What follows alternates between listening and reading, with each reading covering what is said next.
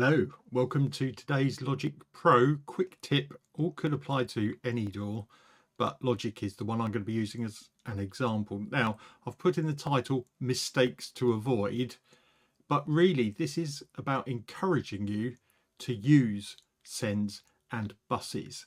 So what I just wanted to do was point out some of the common mistakes that people make with sends and buses that I've been talking about over the past few weeks, put them into this one concise video and go through them so you can avoid them. And if you don't fully avoid the mistake, at least when it happens to you, you'll be aware of possibly how to fix it.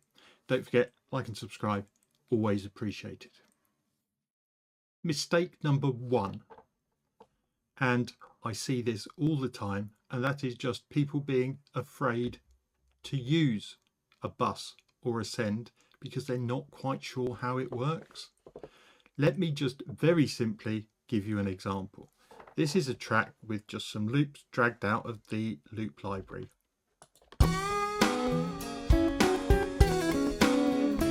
Now, I might think, ooh, let's have some reverb on the guitars. So I go to my first one and there we go, we've added that, and then I could either add another one or you could click and drag, hold down Alt, and now I've got reverb on both guitar tracks. Disable it.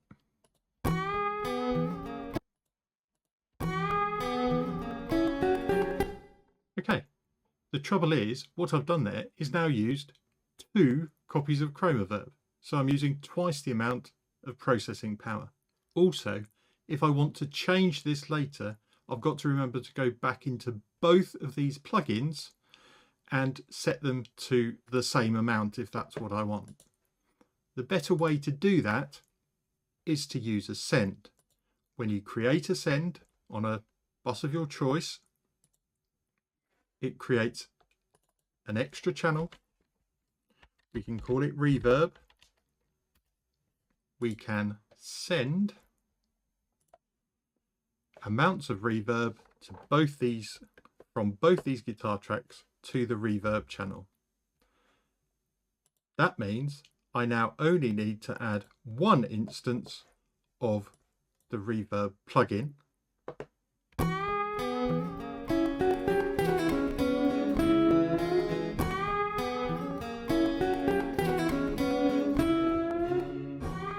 And that only has reverb in it.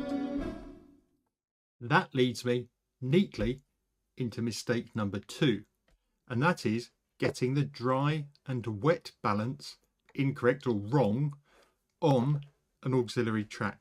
Even Logic knows when you insert an effect, so if I go back to no effect here, as I add ChromaVerb, it is going 100% wet and 0 dry, because that's all we want.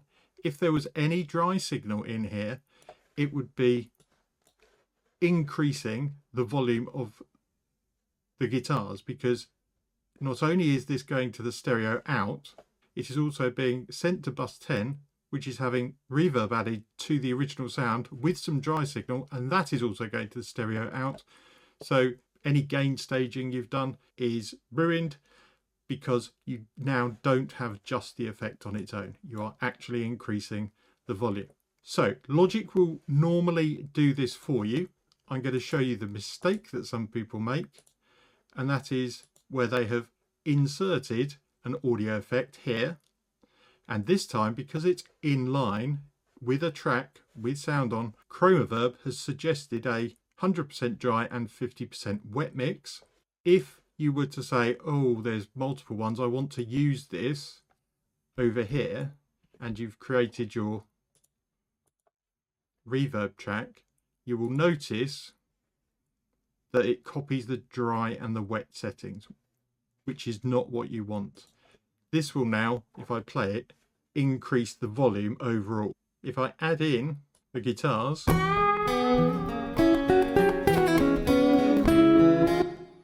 we do not want this because we can hear the original. What we want is 100% wet. That is where you can now control the level of the reverb, either by changing the send level here, or you could change the fader.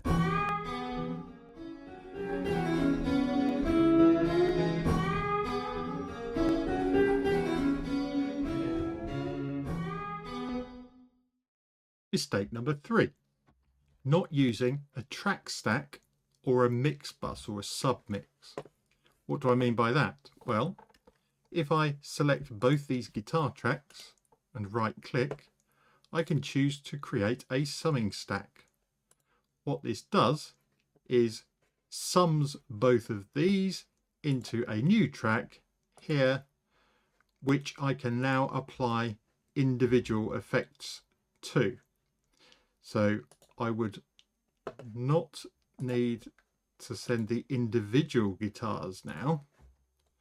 Because they are grouped into a track stack, what I can do is send that track stack some of the reverb.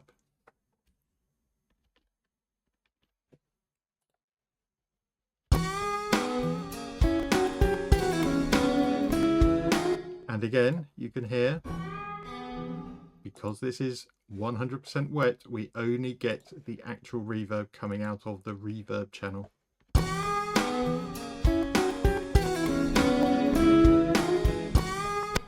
The other way of doing this is if you are not creating a track stack or using that facility, the very similar thing you can do is instead of going to the stereo output, you can create a submix where you send both instruments to a particular bus.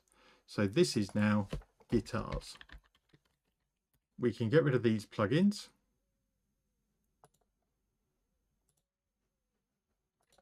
And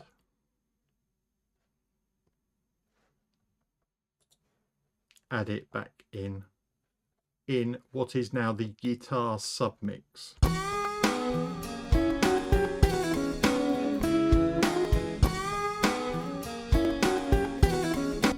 So changing the output to somewhere else where you can process all the guitars, for example, or all the vocals, is the similar situation to creating a track stack.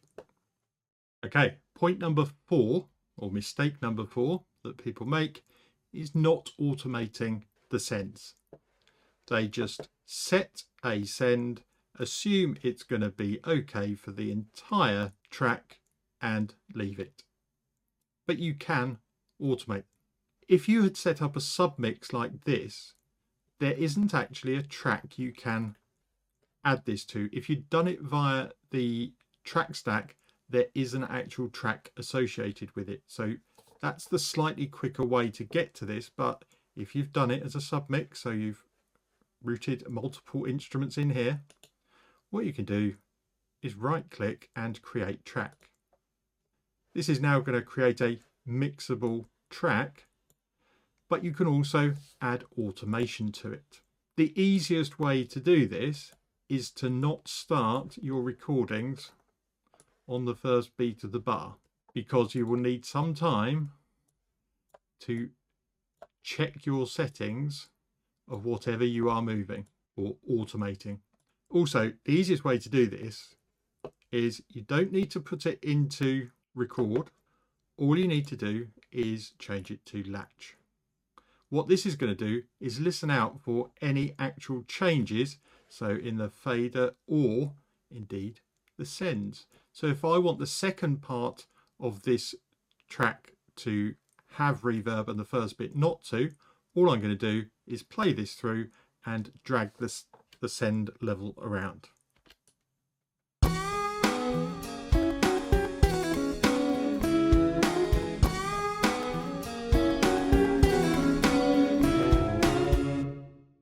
Now, to show you that has actually worked, let's go into,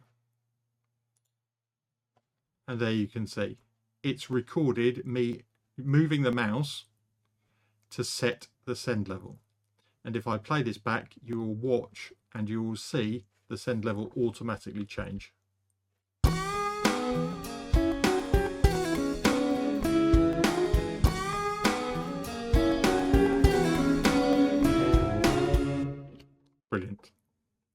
And finally, the fifth mistake that people often make.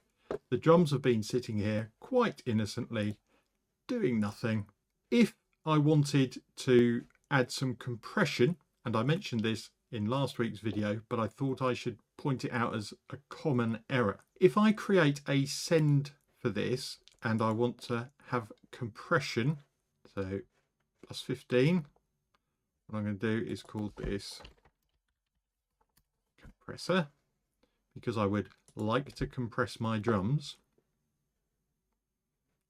Let's just stick on quick attack for drums, something like that. That's the original sound. As I increase this, send, you will see the compressor start to react.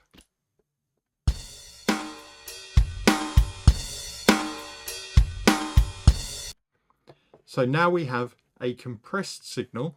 This is set to 100% output. If you had dragged this from an insert, it would be not set 100% output. If we solo just the compression,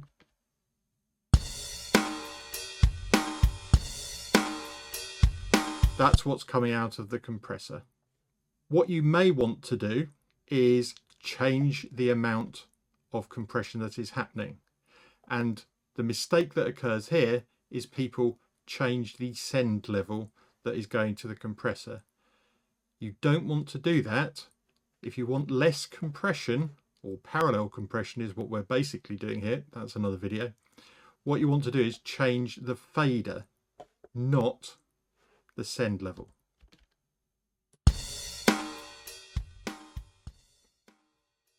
So what you would often do is have both playing, so we just hear the drums, and then you fade up the amount of, in this case, parallel compression that we are adding to the sound to give it that punch. If you had changed the send level to try and do the same thing, it will stop the compressor from working. If you watch that, I'll turn the send level down and you will see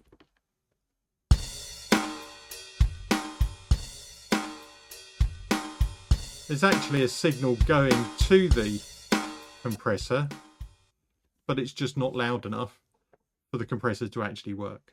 It's not the only example, but it's a common one of a compressor where you need to change the fader and not the send. Specifically, I would label that drum compressor so I don't get confused. And that's it for today. I hope this is encouraging and you think you are now able to have a go yourself at using these sends for yourself and making not only the organization of your project easier, but also easing up the load on your CPU as well. So go and have a play, try it out yourself and just have fun. The worst that can happen, you delete it and you create another send.